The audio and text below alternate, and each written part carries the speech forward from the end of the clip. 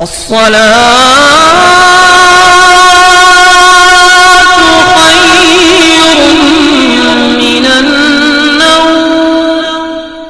علیکم ورحمۃ اللہ وبرکاتہ۔ میں ہوں رشید اختر اور آپ دیکھ رہے ہیں سجاد نظامی ورلڈ۔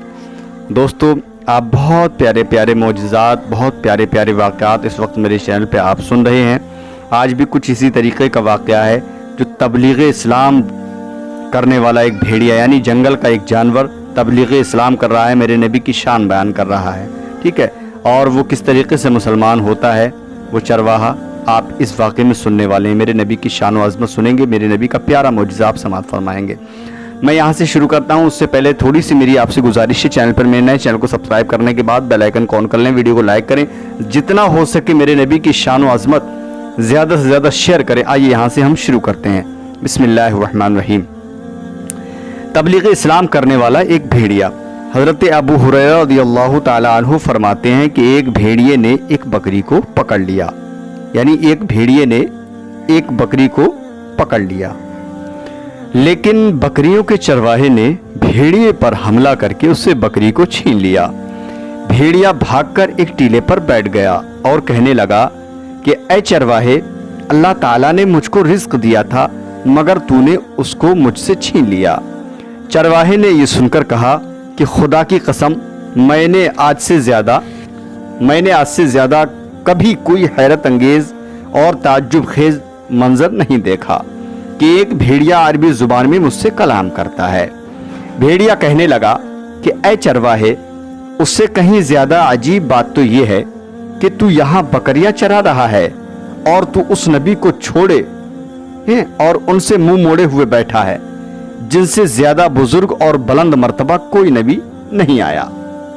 اس وقت جنت کے تمام دروازے کھلے ہوئے ہیں اور تمام اہل جنت اس نبی کے ساتھیوں کی شان جہاد کا منظر دیکھ رہے ہیں، اور تیرے اور اس نبی کے درمیان بس ایک گھاٹی کا فاصلہ ہے۔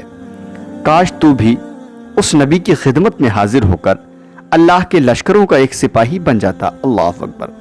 چرواہے نے اس گفتگو سے متاثر ہو کر کہا کہ اگر میں یہاں سے چلا گیا تو میری بکریوں کی حفاظت کون کرے گا؟ بھیڑیے نے جواب دیا کہ تیرے لوٹنے تک، یعنی وہ جانور کہتا ہے، جنگل کا جانور بھیڑیا کہتا ہے کہ تیرے لوٹنے تک میں خود تیری بکریوں کی نگہبانی کروں گا، یعنی حفاظت کروں گا۔ چنانچہ چرواہے نے اپنی بکریوں کو بھیڑیے کے سپرد کر دیا اور خود بارگاہ رسالت میں حاضر ہو کر مسلمان ہو گیا۔ سبحان اللہ۔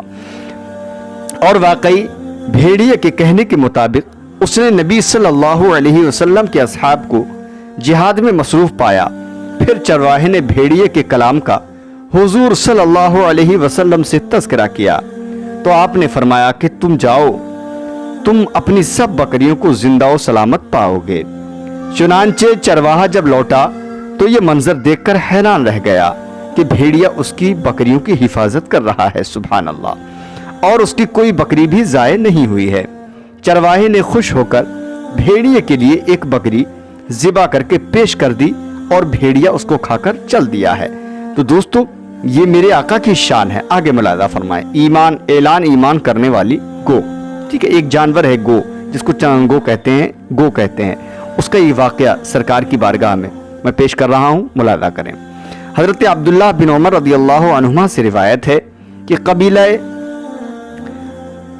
قبیلہ نبی سلیم کا ایک اعرابی ناگہاں حضور اقدس صلی اللہ علیہ وسلم کی نورانی محفل کے پاس سے گزرا۔ آپ اپنے اصحاب کے مجمع میں تشریف فرما تھے۔ یہ اعرابی جنگل سے ایک گوہ پکڑ کر لا رہا تھا۔ اعرابی نے آپ کے بارے میں لوگوں سے سوال کیا کہ وہ کون لوگ ہیں؟ لوگوں نے بتایا کہ یہ اللہ کے نبی ہیں۔ اعرابی یہ سن کر آپ کی طرف متوجہ ہوا اور کہنے لگا کہ مجھے لات و عزا کی قسم ہے کہ میں اس وقت تک آپ پر ایمان نہیں لاؤں گا جب تک میری یہ گوہ آپ کی نبوت پر ایمان نہ لائے۔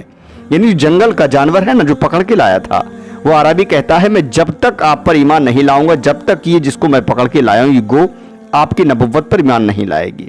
یہ کہہ کر اس نے گوہ کو آپ کے سامنے ڈال دیا۔ آپ نے گوہ کو پکارا تو اس نے لبیک و سعدیک کہا، اتنی بلند آواز سے کہا کہ تمام حاضرین نے سن لیا۔ پھر آپ نے پوچھا کہ تیرا معبود کون ہے؟ گوہ نے جواب دیا کہ میرا معبود وہ ہے کہ اس کا عرش آسمان میں ہے اور اس کی بادشاہی زمین میں ہے، اور اس کی رحمت جنت میں ہے اور اس کا عذاب جہنم میں ہے۔ پھر آپ نے پوچھا کہ اے گوہ، یہ بتا کہ میں کون ہوں؟ گوہ نے بلند آواز سے کہا کہ آپ رب العالمین کے رسول ہیں اور خاتم النبیین ہیں۔ جس نے آپ کو سچا مانا وہ کامیاب ہو گیا، اور جس نے آپ کو جھٹلایا وہ نامراد ہو گیا۔ یہ منظر دیکھ کر اعرابی اس قدر متاثر ہوا کہ فوراً ہی کلمہ پڑھ کر مسلمان ہو گیا، اور کہنے لگا کہ یا رسول اللہ صلی اللہ علیہ وسلم، میں جس وقت آپ کے پاس آیا تھا تو میری نظر میں روئے زمین پر آپ سے زیادہ ناپسند کوئی آدمی نہیں تھا۔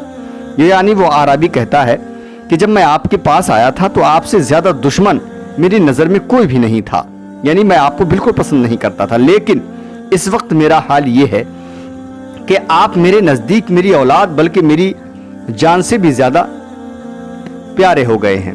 آپ نے فرمایا کہ خدا کے لیے حمد ہے جس نے تجھ کو ایسے دین کی ہدایت دی جو ہمیشہ غالب رہے گا اور کبھی مغلوب نہیں ہوگا۔ پھر آپ نے اس کو سورہ فاتحہ اور سورہ اخلاص کی تعلیم دی۔ اعرابی قرآن کی ان دو سورتوں کو سن کر کہنے لگا کہ میں نے بڑے بڑے فصیح و بلیغ، طویل و مختصر ہر قسم کے کلاموں کو سنا ہے، مگر خدا کی قسم میں نے آج تک اس سے بڑھ کر اور اس سے بہتر کلام کبھی نہیں سنا۔ پھر آپ نے صحابہ اکرام سے فرمایا کہ یہ قبیلہ بنی سلیم کا ایک مفلس انسان ہے، تم لوگ اس کی مالی امداد کرو۔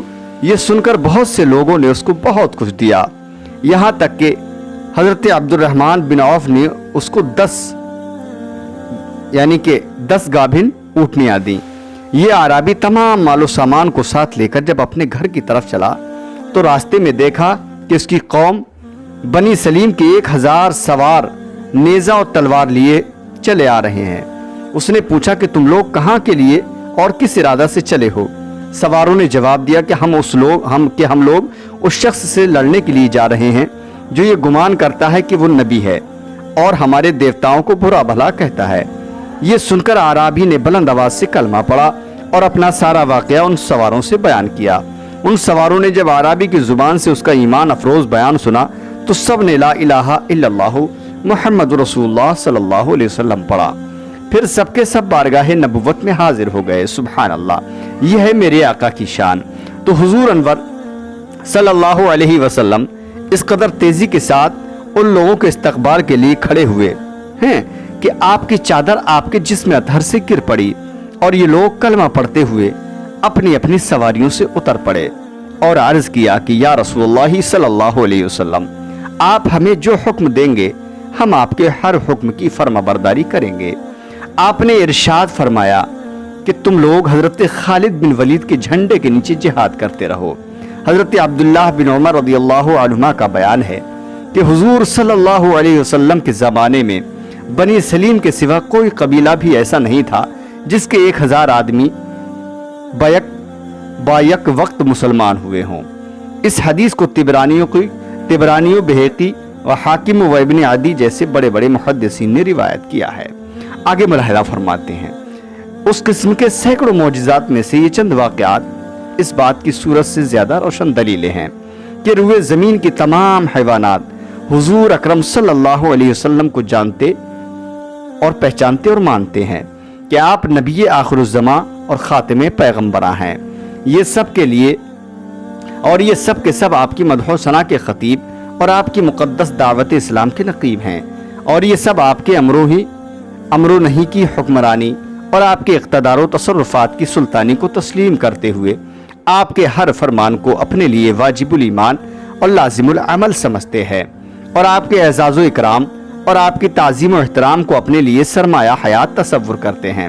کاش اس زمانے کے مسلم نماکل میں کلمہ پڑھنے پڑھانے والے انسان ان بے حیا بے زبان جانوروں سے تعظیم و احترام رسول کا سبق سیکھتے اور دل و جان سے اس روشن حقیقت پر دھیان دیتے تھے۔ اپنے مولا کی ہے بس شان عظیم، اعلیٰ حضرت فرماتے ہیں، اپنے مولا کی ہے بس شان عظیم، جانور بھی کریں جن کی تعظیم، سنگ کرتے ہیں ادب سے تسلیم، پیڑ سجدے میں گرا کرتے ہیں۔ ہاں یہی کرتی ہیں چڑیاں فریاد، ہاں یہی چاہتی ہیں ہرنی داد۔ اس در پر شطران ناشاد کلمہ رنج و عنا کرتے ہیں۔ کتنی پیاری چیز اور میرے آقا کی عظمت آپ نے کس طریقے سے ملاحظہ کی دوستو۔ میں بس اتنا ہی کہوں گا آپ سے، اس کو آگے ضرور شیئر کر دینا ثواب جاریہ کی نیت سے انشاءاللہ۔ کیسا لگا میرے آقا کی یہ عظمت اور یہ شان، تاکہ کہ آپ سمجھ گئے ہوں گے کہ جنگل کے جانور بھی میرے آقا کی تعظیم کرتے ہیں، میرے آقا کی عظمت پر قربان ہوتے ہیں۔ تو ٹھیک ہے انشاءاللہ تعالی میں آپ سے ملتا ہوں اگلی ویڈیو میں، تب تک کے لیے اللہ حافظ، دعائے خیر میں یاد فرمائے۔ السلام علیکم ورحمۃ اللہ تعالی وبرکاتہ ومغفرتہ۔ اللہ حافظ۔